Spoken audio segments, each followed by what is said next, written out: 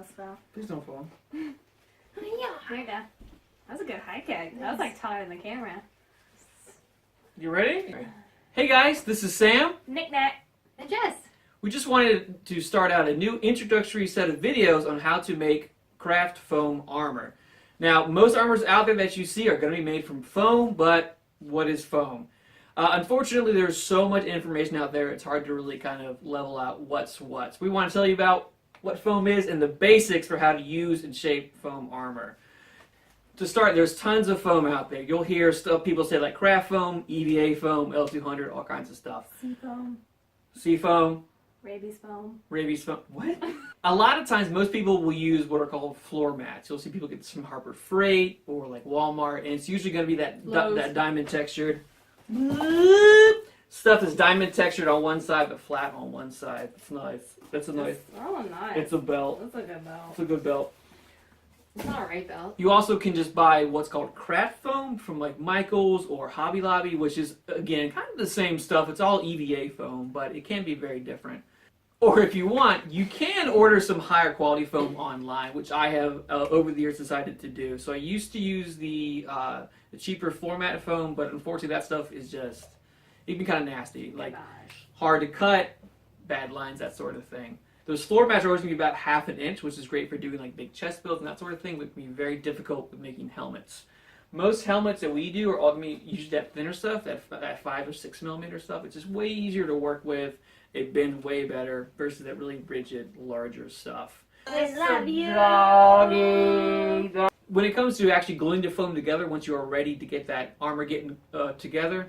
Armor getting together, I like it. Jesus. We're hitting together. When it comes to gluing foam, there's a ton of adhesives out there, and some are your friend and some are not your friend. Usually starting out, people will use hot glue for foam, which is not good. Hot glue does not really adhere things, it kind of makes things lock together, but over time, it'll rip right apart. I made my Space Marine using mostly hot glue. Halfway through I did transition, but some of the earlier pieces, they just get nasty, and that hot glue would just tear the foam, and it's really not great. What you want to use for when you're gluing foam together is contact cement. Contact cement is ideal to use because it gives you a very clean and secure bond that will not rip apart like this. Like this. It's solid. It's solid. But not like this. It's like this. Or hot glue, it's like Hot glue will be like strings, gross strings.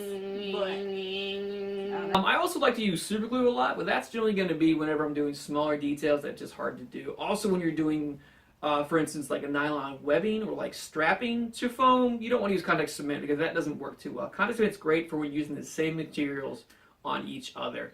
Hot glue or super glue is great if you're doing basically different materials on something. Let's say you're gluing on some studs or some straps, that sort of thing. Hot glue and super glue are fantastic for that.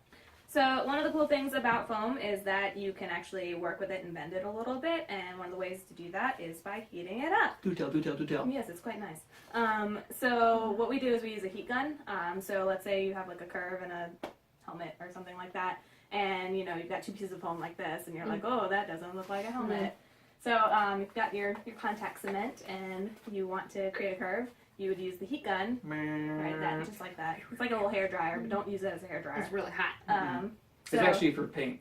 It's actually right. it's Yeah. I'm sure chip people paint. are used to it by Yeah. paint normal human things. So yeah, you could put that over the foam, and it'll naturally just kind of warp to what you want, which is really nice and easy to work with. And then you can just crimp it, and then you crimp it, yeah. that shape will hold. Generally speaking, the more dense your foam is, the better hold that heat will have. Really rigid foam will not always kind of keep that bend, unfortunately. And other things like wire or warbler will have to be used to make that bend hold. So after you heat it, it's very important that you seal the foam. If you paint it on unsealed foam, the paint's just going to soak right through, and then you're not going to... Won't work. Not going to have any paint. It's going to look dumb. So one of the ways that we like to seal is using a product called Plastidip. It is excellent because it is like plastic in a can. It's aerosol rubber. Aerosol rubber, that's what I said. and it gives foam some mobility. So if you Yes. have a piece that needs some kind of movement, if you're going to be Wiggle. bending or, it's a little wiggle room, it's going to allow you to, have the bend without causing any kind of cracks or tears in the foam that, other sealants may use. I like to use chalkboard paint, which you can get at most hardware stores. Just as it sounds, people use it as a paint, just for being able to use chalk on that guy. Chalkboard is great for basically sealing foam to give you a really flat layer to paint upon. Now, when it comes to painting, though, basically, no matter what you use, paint will bend or crack if it's spray painted eventually. So keep in mind, if you're ever having something that's going to move or not move, what you need to cover that thing with to keep it from cracking.